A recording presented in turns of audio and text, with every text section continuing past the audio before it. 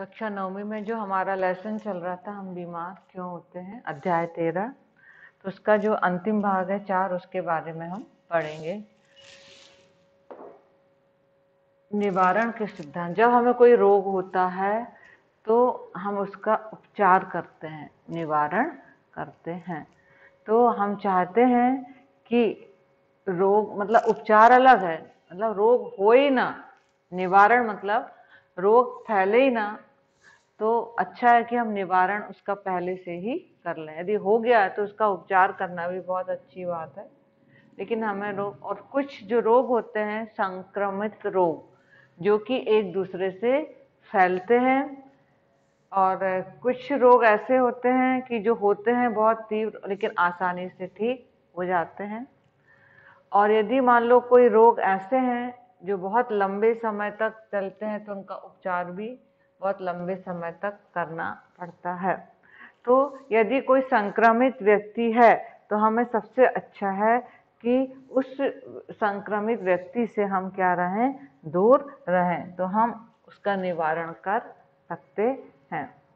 तो जो रोग निवारण है उसकी एक होती है सामान्य विधि और दूसरी होती है विशिष्ट संक्रमण से बचना।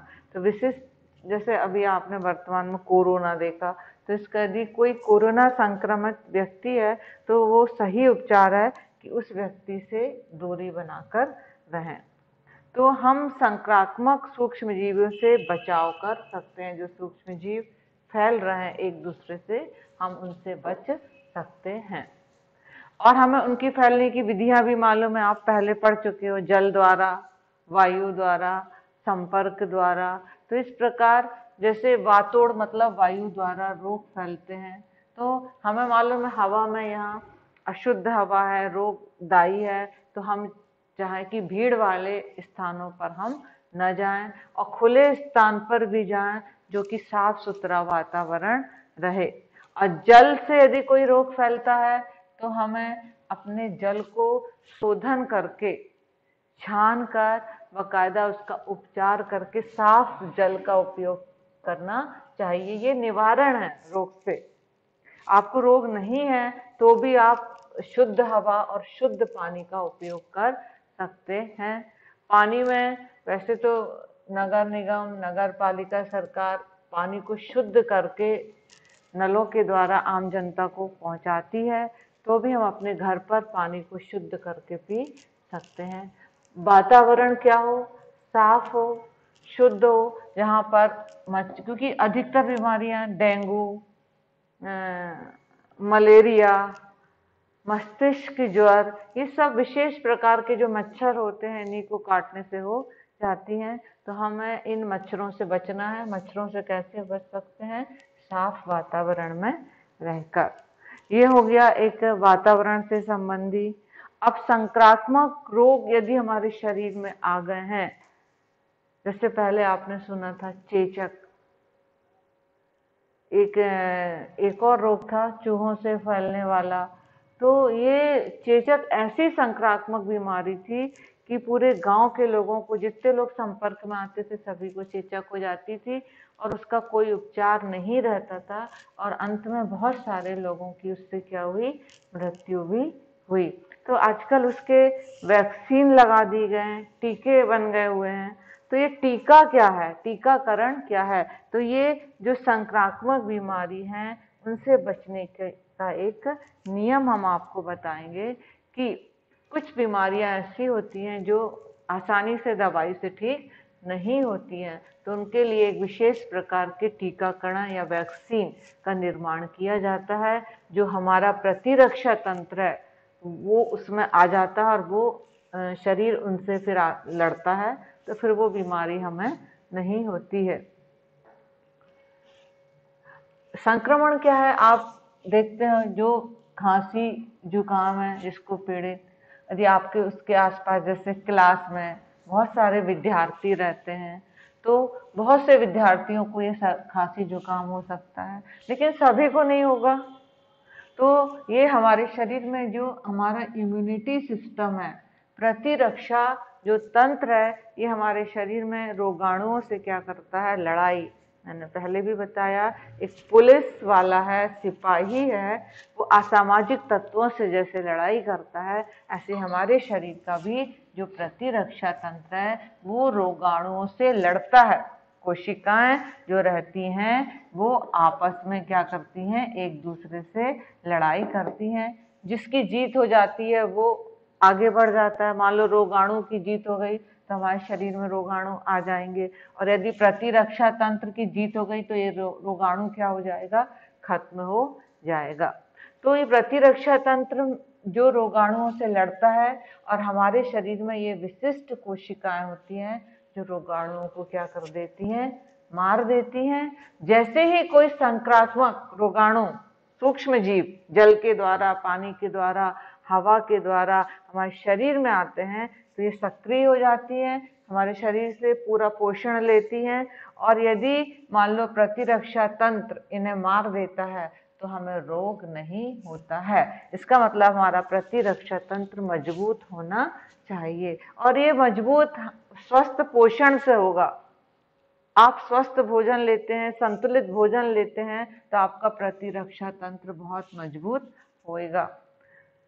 रोगाणुओं की संख्या नियंत्रित रहती है तो रोग की अभिव्यक्ति कम होगी। मतलब ये रोगाणु हमारे शरीर के अंदर अपना गुणन करते हैं, 1 से 2, 2 से 4 अपनी संख्या बढ़ा देते हैं।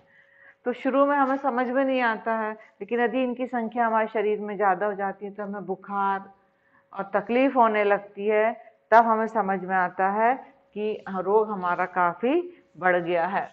तो हमें इन संक्रमित बीमारियों से कैसे बचना है। तो यदि में कोई गंभीर संक्रामक रोग हो गया है और हमारा प्रतिरक्षा तंत्र क्या कर रहा है, उसको सुलझा नहीं सक रहा, उससे लड़ नहीं सक रहा है, तो हम, और यदि हम पर्याप्त भोजन, गरीबी है, शिक्षा है कि कौन सा भोजन हमें करना है, कौन सा नहीं करना है, तो ये सब कारण हमारे प्रतिरक्षा तंत्र को क्या करते हैं, कमजोर बनाते हैं। तो हमें भोजन की उपलब्धता उचित मात्रा में होना चाहिए। उचित शब्द इसलिए दिया है कि आप ये नहीं सोचें कि भोजन अधिक मात्रा में होना चाहिए, उचित मात्रा में होना चाहिए। तो अब हम एक प्रतिरक्षा तंत्र के बारे में एक विशेष पढ़ेंगे कि पहले के समय में जो आजकल चेचक बहुत कम होती भी है तो हल्की होती है, कोई चेहरे पे दाग नहीं आते हैं। पहले चेचक महामारी थी 100 वर्ष पहले, और इतनी थी कि लोग उसके पास आने से क्या करते थे, डरते थे कि कहीं उन्हें भी चेचक ना हो जाए। तो जो चेचक रोगी की सेवा करता था, एक ऐसे भी थे जो चेचक रोगी की सेवा करते थे, उन्हें भी एक बार भयानक चेचक हुई, जीवित रहे, लेकिन उनके शरीर पर चेचक के, ये उदाहरण बता रहे हैं आपको, बहुत से दाग थे, लेकिन पुनः जब चेचक हुई तो इस व्यक्ति को चेचक नहीं हुई, जिसको एक बार बहुत जोर से चेचक हो चुकी थी। उसको क्यों नहीं हुई? क्योंकि उसके शरीर में उस चेचक वाले सूक्ष्म जीवों से लड़ने की क्या हो गई थी, क्षमता उत्पन्न हो गई थी। तो इसी को हम बोलते हैं वैक्सीन। हमारे शरीर में हम ऐसे टीके के द्वारा हम क्या करते हैं, अपने शरीर में एक प्रतिरक्षा तंत्र बना लेते हैं। उस टीके को जो हमारे शरीर में बन गया है, कोशिकाएं, कि यदि इससे संबंधित कोई रोग हमारे शरीर में आता है तो वो उससे लड़ाई करेगा। आपने देखा बच्चों को टीके लगते हैं, BCG के लगते हैं, पोलियो के लगते हैं। तो एक बार यदि हमारा रोगाणु जब प्रतिरक्षा तंत्र पर आक्रमण करता है तो हमारा जो प्रतिरक्षा तंत्र है वो रोगाणुओं से क्या करता है, लड़ता है। प्रतिक्रिया मतलब लड़ाई करता है।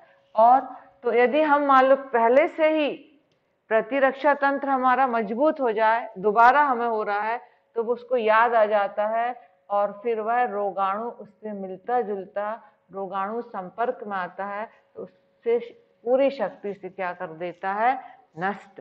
तो हमारा जो दूसरा संक्रमण है वो हमारा समाप्त हो जाता है। यह प्रतिरक्षा करण का एक नियम है। तो आजकल जो टीकाकरण है कि शरीर में पहले से ही हम विशिष्ट संक्रमण प्रविष्ट करा देते हैं और प्रतिरक्षा तंत्र को मूर्ख मतलब हमने विशिष्ट संक्रमण शरीर में क्या करवा दिया है, प्रविष्ट करवा दिया है। वो उन रोगाणुओं की क्या करता है, नकल करता है जो टीके के द्वारा हमारे शरीर में पहुंचे हैं।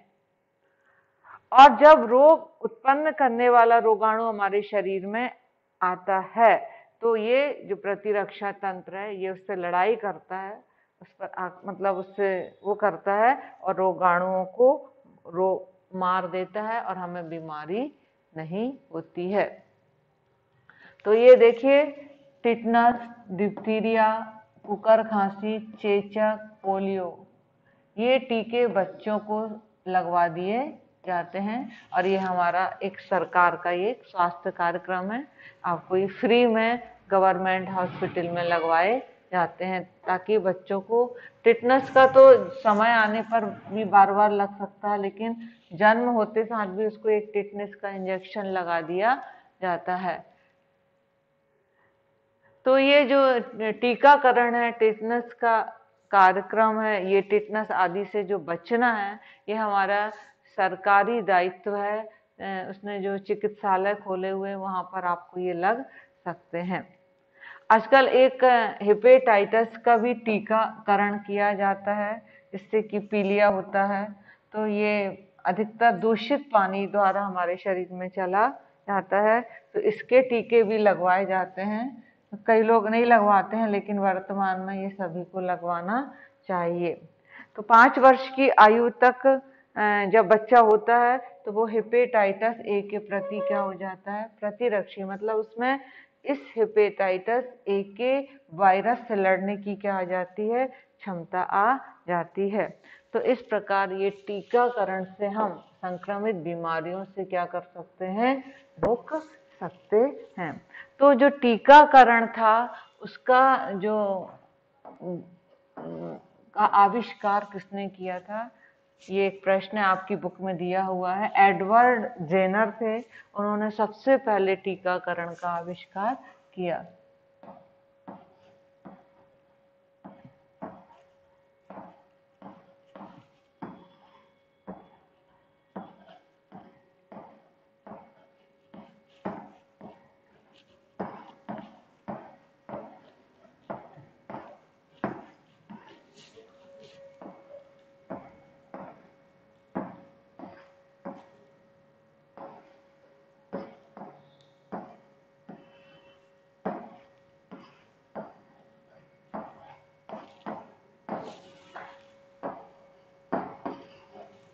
पहला प्रश्न है, ये दूसरा प्रश्न।